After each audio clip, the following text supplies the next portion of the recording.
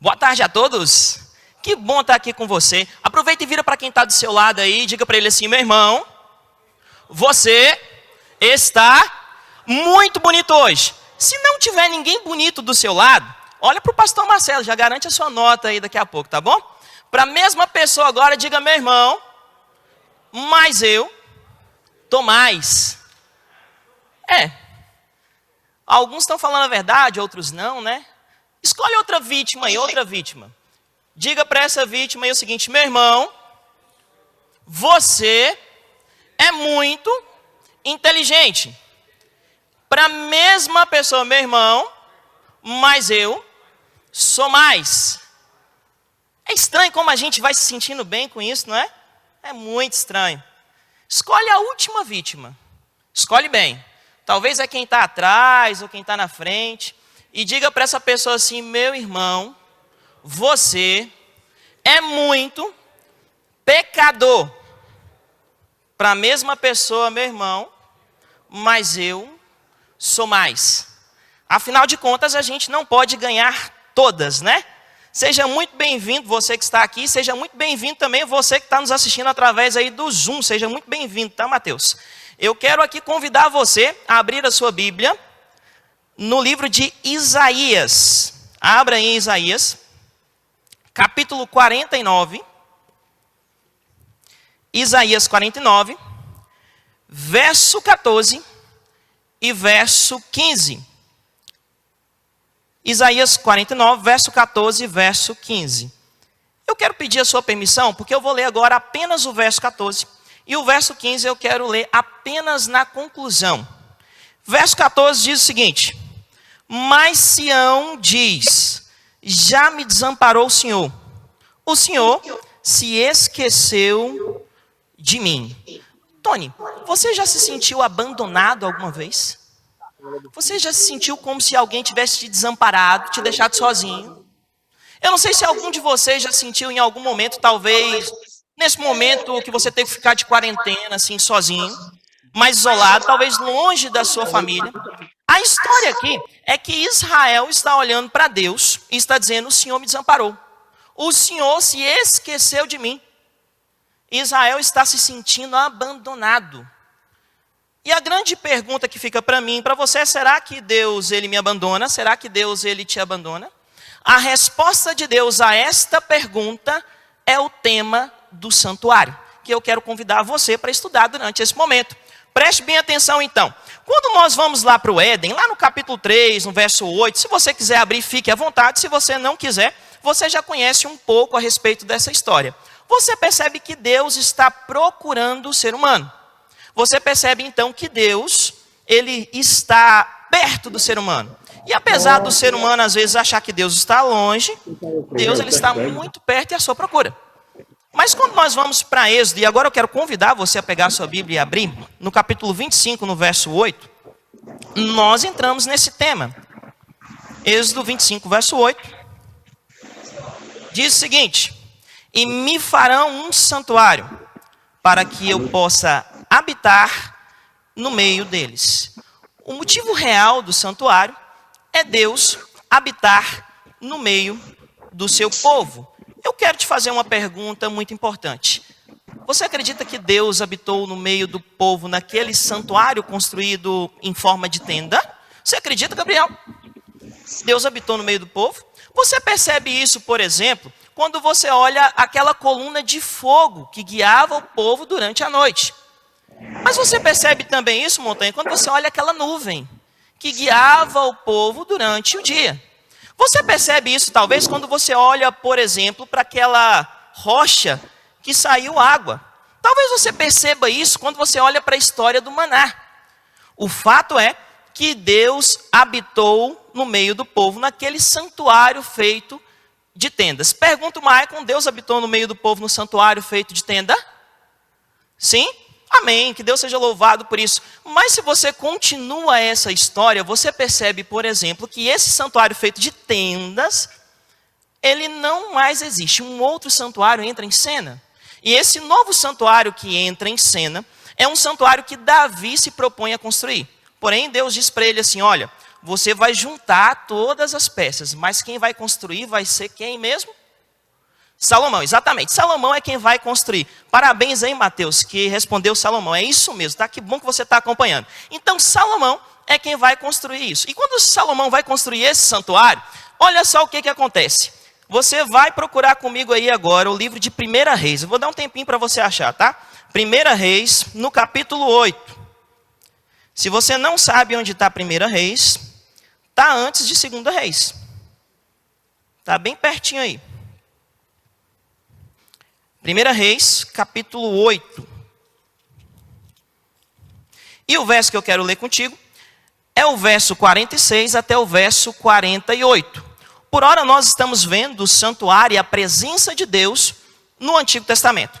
Diz o seguinte: quando pecarem contra ti, pois não há homem que não peque, e tu se indignares contra eles e os entregares nas mãos do inimigo, para que os cativem e os levem a cativeiro na terra inimiga, quer longe ou quer perto, e na terra onde forem levados em cativeiro, e tornarem a si, se converterem na terra do seu cativeiro, e suplicarem, dizendo, pecamos e perversamente agimos e cometemos iniquidade, e se converterem a ti de todo o seu coração, e de toda a sua alma na terra de seus inimigos, que os levaram em cativeiro, e orarem para ti, para a banda da terra de seus pais, para esta cidade que elegeste, e para a casa que edifiquei em teu nome, ouve então nos céus, assento da tua habitação, a sua oração e a sua súplica, e faz-lhes justiça.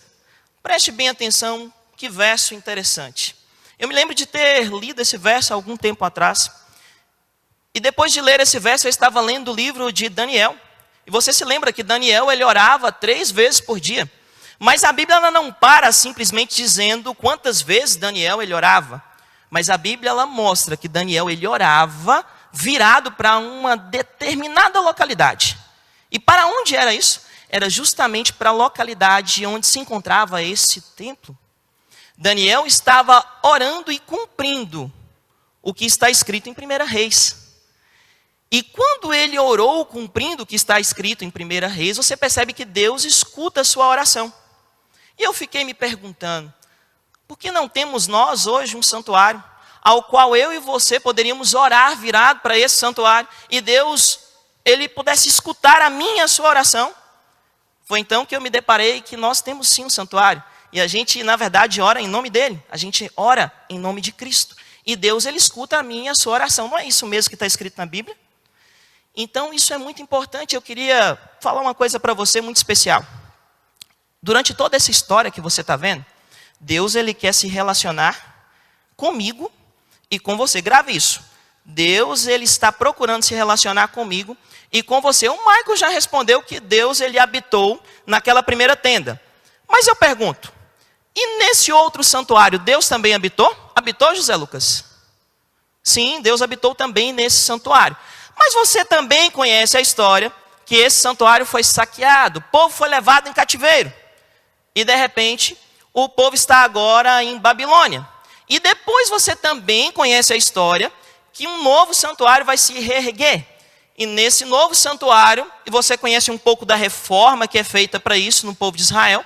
Nesse novo santuário você tem ali Ageu, Esdras, Neemias. E eu quero te convidar para um verso ali de Ageu. Ageu no capítulo 2, verso 6 e verso 7. Ageu 2, verso 6 e verso 7.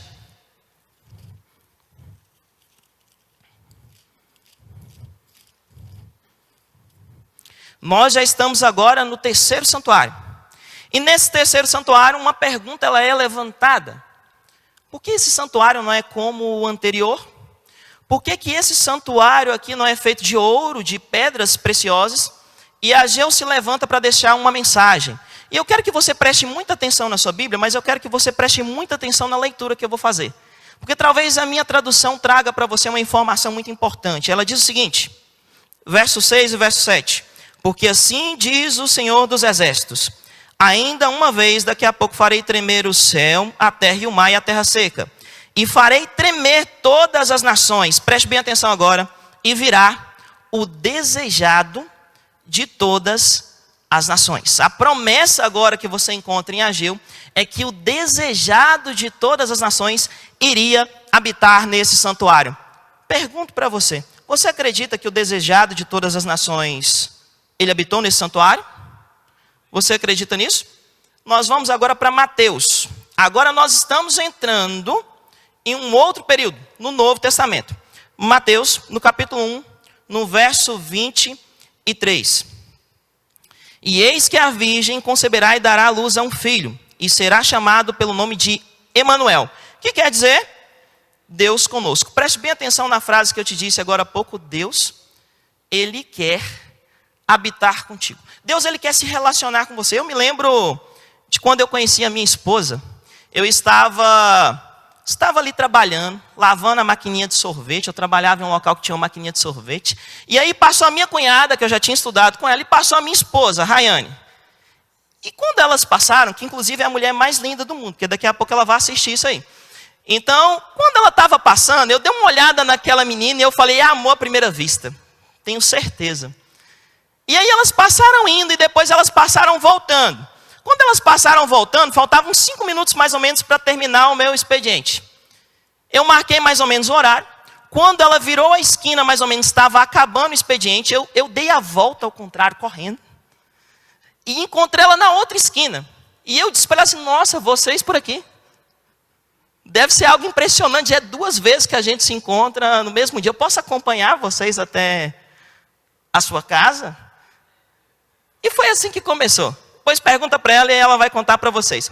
O fato é que Deus, Ele quer se relacionar comigo e com você, da mesma maneira que eu queria me relacionar com a minha esposa. Deus, Ele está te procurando, viu? Nós encontramos aqui então o Emanuel, o Deus conosco, que poderia ter respondido várias e várias perguntas das pessoas daquela época. Por exemplo, Jesus uma vez pergunta para os seus discípulos, quem dizem ser o Filho do Homem? E Pedro responde para ele, és o Cristo, o Filho de Deus. Se ele simplesmente tivesse se atido ao Emanuel, ele já teria uma resposta, que é Deus conosco. Mas eu quero te levar ainda para um outro texto, um texto muito importante para mim e para você durante esse período agora do evangelismo. Procure aí comigo agora Mateus no capítulo 28. Mateus 28, verso 19 e 20, diz o seguinte. Portanto, ide, ensinai todas as nações, batizando em nome do Pai, do Filho e do Espírito Santo, ensinando a guardar todas as coisas que eu vos tenho ordenado. E eis que eu estou convosco todos os dias, até a consumação do século. A promessa de Deus para mim e para você é que Ele vai estar conosco até a consumação dos séculos. Você já descobriu que Deus quer se relacionar comigo e contigo, mas eu quero te dizer uma outra coisa. Deus, Ele não me abandona e Ele não te abandona na missão. Eu me lembro de uma aula anterior, faz poucos momentos que a gente teve essa aula, e o pastor Marcelo ele disse o seguinte, você precisa ser o melhor pregador da igreja em que você está.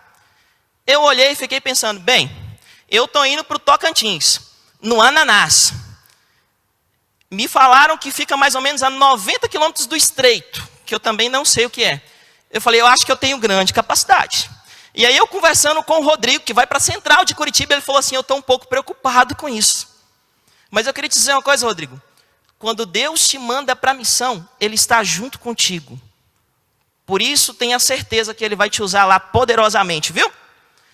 Eu quero te fazer uma última pergunta, então, depois que você já descobriu que Deus Ele está contigo e quer se relacionar com você. E você também descobriu que Deus não te abandona na missão. Aonde está o santuário de Deus hoje? Porque você já percebeu que lá no céu, no Apocalipse 21:3, Deus vai habitar comigo e contigo. Você já percebeu que Deus habita comigo e com você na missão? Que Deus habitou conosco no passado, mas aonde está o santuário de Deus hoje? Você, como um bom adventista, deve responder para mim o seguinte, o santuário de Deus está no céu. Mas o propósito do santuário não é Deus habitar comigo e contigo?